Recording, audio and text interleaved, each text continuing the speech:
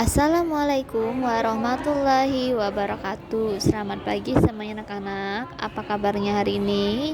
Alhamdulillah ya, berjumpa lagi dengan Ibu Indah di pelajaran tematik tema 3 tema 2 subtema 3 di pembelajaran 3. Silakan kalian buka bukunya di halaman 106.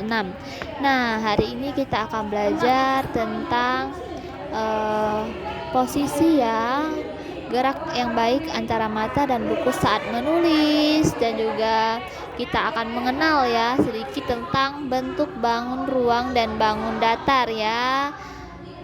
Dan kita juga akan belajar tentang pengalaman saat menggambar bersama anggota keluarga ya anak-anak ya. Nah, di halaman 106 ini coba dilihat di sini ada mendapatkan informasi tentang posisi tubuh saat menulis ya. Jadi kita akan mendapat sedikit informasi ya anak-anak ya tentang posisi tubuh saat menulis ya. Kebiasaan yang baik diterapkan saat menulis.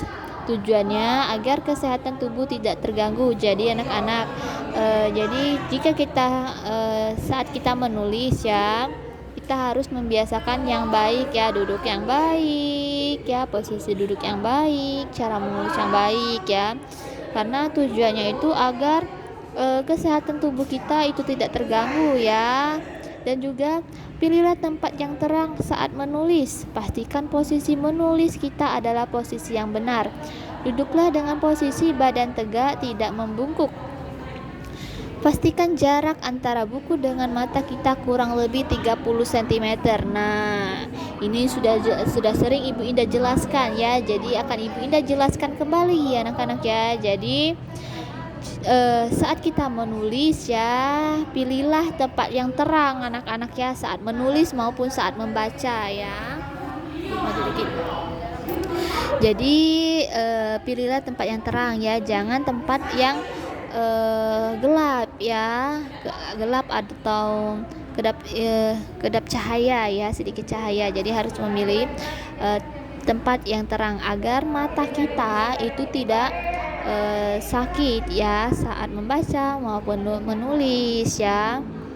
Nah, dan juga kita memastikan ya posisi saat menulis atau membaca itu adalah posisi yang benar. Nah, posisi yang benar itu seperti apa Ibu Indah? Posisi yang benar itu adalah duduk yang tegak ya. Jadi posisi duduk yang benar adalah posisi duduk yang tegak ya. Tidak membungkuk atau melengkung ya. Atau tidur-tiduran di meja ya. Dan juga kita itu harus duduk dengan posisi badan tegak, tidak membungkuk atau melengkung ya. Nah, kita juga harus memastikan ya jarak antara mata ya, antara buku dengan mata ya, itu kurang lebih 30 cm ya. Jadi jarak antara buku dan mata itu adalah 30 cm ya. Jangan terlalu dekat ya saat kita membaca ya. Jangan terlalu dekat posisi mata dengan bukunya ya saat membaca. Usahakan harus jauh ya, kurang lebih 30 cm. Nah, coba di sini setelah memahami informasi di atas, baca pernyataan berikut. Beri tanda centang pada pernyataan yang tepat. Beri tanda silang pada pernyataan yang tidak tepat. Nah, jadi kita akan memberi tanda centang pada pernyataan yang tepat ya. Lalu kita akan memberi tanda silang pada pernyataan yang tidak tepat.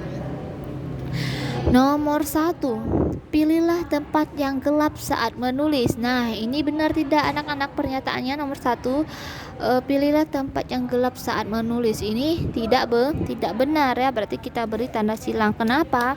Karena pernyataan yang benar itu adalah kita harus memilih tempat yang terang ya saat menulis maupun membaca ya.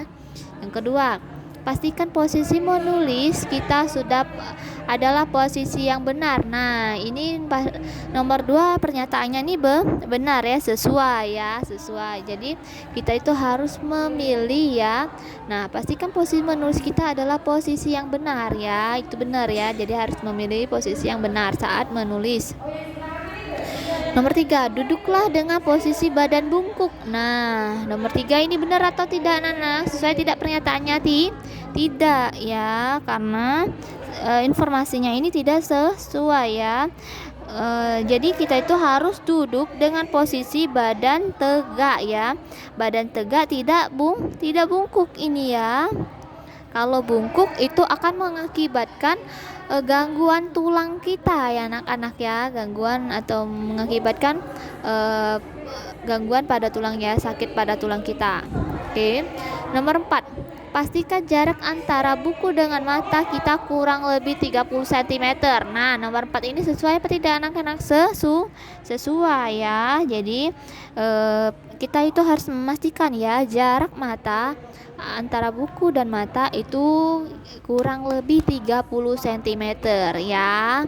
Oke, selanjutnya di halaman 107 di sini ada praktikan kebiasaan yang baik. Coba praktikan kebiasaan hidup sehat di mana saja. Praktikan dalam setiap kegiatan. Misalnya kebiasaan yang baik saat menulis, praktikan kebiasaan yang baik di rumah dan di sekolah. Tujuannya agar terjaga kesehatan tubuh kita. Berikut contoh kebiasaan yang tidak baik saat menulis. Oke. Perhatikan gambar berikut ini. Coba kita baca keterangannya. Beri tanda centang kebiasaan untuk kebiasaan yang baik saat menulis. Beri tanda silang untuk kebiasaan yang tidak baik saat menulis. Nah, jadi di sini anak-anak kita itu harus mempraktikkan ya kebiasaan hidup sehat ya di mana saja ya, di rumah, di sekolah maupun di mana saja ya. Jadi kita itu harus mempraktikkan dalam setiap kegiatan kita ya. Misalnya kebiasaan kita yang baik saat menulis ya. Nah, kebiasaan saat menulis itu badan kita tegak ya, di cahayanya terang ya. Tempat cahayanya terang dan posisi mata dengan buku itu jaraknya itu 30 cm ya. Nah, ini ya kebiasaan baik ini ya itu harus kita terapkan ya, kita praktikan baik di rumah maupun di sekolah. Kenapa sih Bu Indah kita harus mempraktikannya, melakukan kebiasaan yang baik ini? Karena tujuannya ya anak-anak ya agar kita itu terjaga kesehatan tubuh kita ya, karena agar kita itu terhindar dari segala penyakit ya. Kalau kita duduknya membungkuk itu akan mengakibatkan ya gangguan pada tulang kita ya, seperti ada tiga gangguan ya pernah kita bahas. Nah, di sini sudah ada gambarnya, ada di gambar 3.12. Nah, di gambar 3.12 di sini ada sikap menulis yang kurang baik. Nah, ini merupakan sikap duduk yang kurang baik anak-anak ya saat menulis sama pembaca. Coba lihat di sini orangnya tidur-tiduran ya. Oke, jarak matanya dilihat ya. Nah, dia berarti posisi duduk dia ini tidak baik ya. Jadi jangan kalian turuti ya, jangan kalian tiru ya anak-anak ya. Oke. Nah, di sini sudah ada gambar, ada 4 gambar ya. Coba lihat Bunda. Oke, ada 4 gambar ya. Nah, di sini beri tanda centang ya untuk kebiasaan yang baik ya saat menulis, dan beri tanda silang untuk kebiasaan yang tidak baik saat menulis. Oke. Nah, untuk gambar nomor 1 di sini sudah ada ya seorang anak perempuan sedang menulis ya. Coba dilihat. Badannya ini sudah baik ya, sudah tegak ya cara duduknya ya. Dan cahayanya dia ini lagi di tempat yang terang ya di siang hari. Dan jarak buku dan matanya ini cukup jauh ya, kurang lebih 30 cm ya. Jadi di gambar nomor 1 ini sudah sesuai ya, ini sudah menerapkan ya kebiasaan yang baik saat menulis ya. Berarti nomor 1 ini sesuai ya. Dia ini adalah kebiasaan baik ya. Oke. Oke. Nomor 2. Nah, coba dilihat. Di sini sama ya, anak perempuan juga ya. Badannya ini sudah tegak ya. Dan dia ini di malam hari ya, karena di malam hari dia ini menggunakan lampu belajar. Jadi sehingga pencahayaannya ini terang saat menulis maupun membaca ya. Dan jarak buku dan matanya ini sudah bagus ya anak-anak ya, kurang lebih 30 cm ya. Jadi nomor 2 ini juga sesuai ya. Dia ini sudah menerapkan kebiasaan yang baik saat menulis ya. Nomor 3. Nah, coba dilihat. Coba lihat posisi duduknya ini sudah benar atau tidak anak-anak? Tidak ya, dia ini tidur-tiduran ya. Sikap menulis dia ini kurang baik anak-anak ya. Dan juga matanya ini ya, coba lihat ya. Berarti dia ini cara posisi duduknya yang kurang baik ya. Berarti tidak baik saat menulis ya, dia nih biasanya tidak baik saat menulis ya. Nomor 4. Waduh, nomor 4 ini coba dilihat.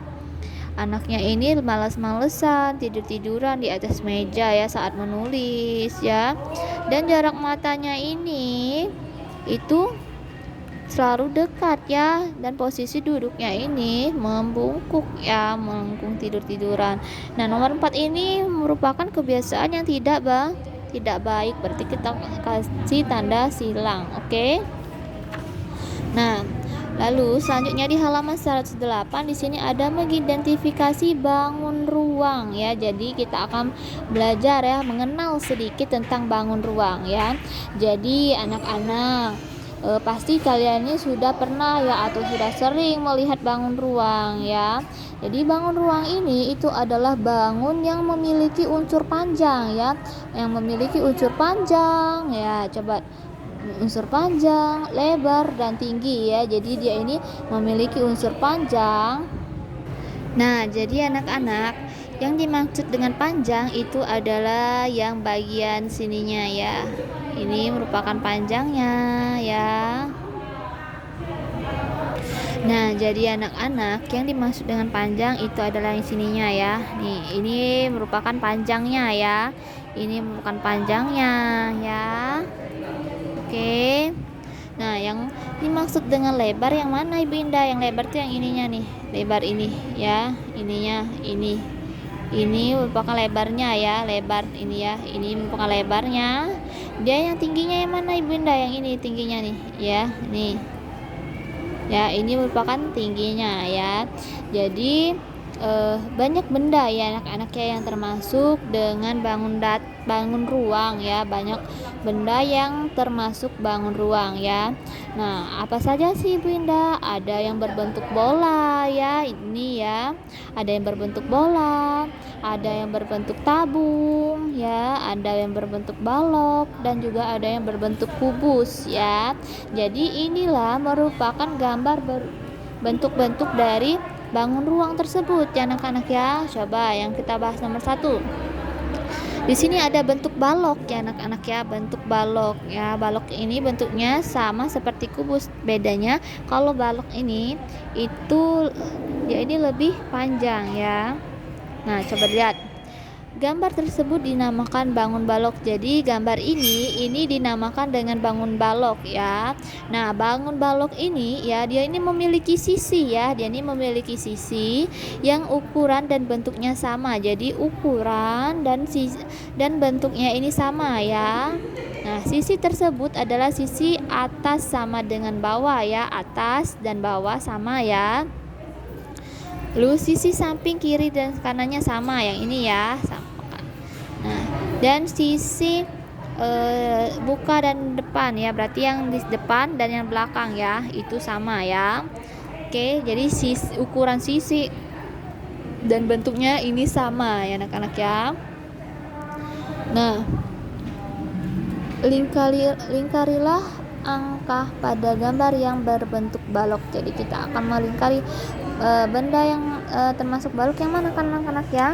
Ini ya, yang nomor 1 ya, nomor 2, nomor 3 ya, nomor 4 ini Tidak ya, karena ini adalah bangun kubus ya. Nomor 5 juga ya, nomor 5 termasuk balok. Nomor 6 tidak ya, ini nomor 6 ini termasuk bola ya. Nomor 7 kotak tisu juga termasuk ya. Nomor 8 ini adalah bangun tabung ya, bukan berarti ya. Oke ya. Nah, selanjutnya 2 bentuk kubus. Sekarang perhatikan. Nah, bangun ini itu dinamakan dengan bangun kubus ya anak-anak ya. Jadi kubus ini itu memiliki 6 sisi ya. Bentuk dan ukuran sisinya itu sama ya. Yang mana saja sih Bu Indah sisinya? Nah, yang dimaksud dengan sisi itu adalah yang pertama yang sini ya, 1 ya, sisi 1. Ini 2, 3 ya, 4 yang bawah ya. Nah, bentuk mukanya ya, yang di depannya, yang sini ya, yang depan. Dan yang di belakangnya sini, yang di belakangnya ini 6 ya. Jadi dia ini kubus ini mempunyai 6 sisi ya, yang sudah Ibu Indah sebutkan tadi. Nah, coba beri tanda centang pada gambar yang berbentuk kubus. Yang mana anak-anak yang berbentuk kubus itu adalah nomor 1 tidak ya, bukan. Nomor 2 ini termasuk kubus ya. Oke, nomor 3 juga termasuk kubus. Nomor 4 tidak, bola ini ya. Nomor 5 termasuk ya. Nomor 6 tabung tidak. Nomor ini bukan ya, gambar nomor yang ini tidak, ini balok ya, karena bentuknya panjang. Oke. Selanjutnya bentuk bola. Nah, bentuk bola ini adalah melingkar ya. Tahukah kamu bentuk di samping ini bola nih? Nah, bentuk ini adalah bentuk melingkar ya, atau bola ya. Nah, pasti tahu ya yang mana yang merupakan bentuk bola. Nah, Ibu Indah sedikit menjelaskan ya, bentuk bola ini dia ini tidak memiliki sisi ya anak-anak ya. Jadi yang mana saja yang merupakan bentuk bola anak-anak? Yang pertama ya, sama gambarnya ya. Yang kedua ya, bentuk bola. Kalau bentuk bola ini melingkar ya. Nomor 3 tidak ya, kubus ini. Nomor 4 iya ya, bola dunia ini termasuk bola ya.